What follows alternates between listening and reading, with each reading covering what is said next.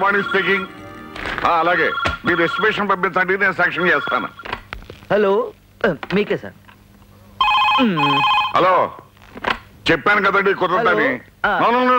Phone పెట్టేయండి. Hello, ఇప్పుడు వచ్చారు. హలో, ఇప్పుడు కొంచెం బిజీగా ఉన్నాను, తర్వాత ఫోన్ చేయండి, చెప్తాను. Okay. It is from home department. I can't help it. Chakrapani here. ఏం హియర్ అండి, ఈ రోజు అమ్మాయి ఊరెళ్తుంది. మీరు అబ్బాయి సెండ్ ఆఫ్ ఇవ్వండి, అమ్మాయి వెళ్ళదని తెలుసు కదా.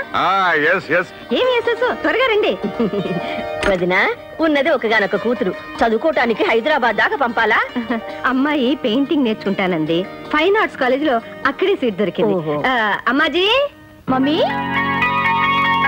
మమ్మీ, ఏమ్మా బయలుదేరుతున్నావా? శుభం అని ఊరికి బయలుదేరుతుంటే నువ్వెందుకు ఎదురొచ్చావు? నా జాతకం బాగోక ఆయన కార్ యాక్సిడెంట్ పోబట్టి నా బతుకు ఇలా తయారైంది గాని, లేకపోతే నేను కూడా టిప్పు టాప్గా ఉండేదాన్ని. అవునత్తయ్య, ఇన్సూరెన్స్ డబ్బు కోసం ఆశపడి నువ్వే మా ఆయన ఎలకల మంది పెట్టి చంపా ఉంటారే.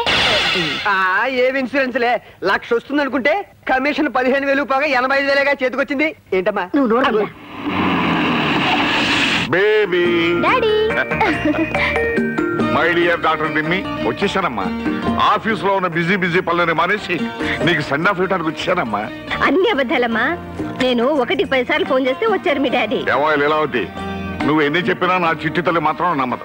అది కోరుకుంటే కోహినూరు వజ్రాన్నైనా తెచ్చిస్తాను. కోరుకున్న మొగుడు కూడా తీసుకొస్తారండి. నో, ఈ ఒక్క విషయంలో మాత్రం నా బంగారు తల్లి నాకు నచ్చనివ్వాలి.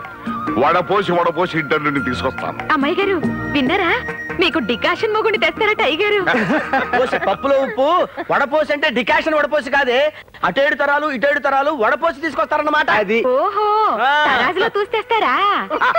మీ నవ్వులు సరే, రైలెక్కిలో పన్నే రాకపోతే నాకు నవ్వు రాదు. బావ ఇప్పుడు ఏ మూడ్ లో ఉంటాడో నాకు తెలుసు. నేను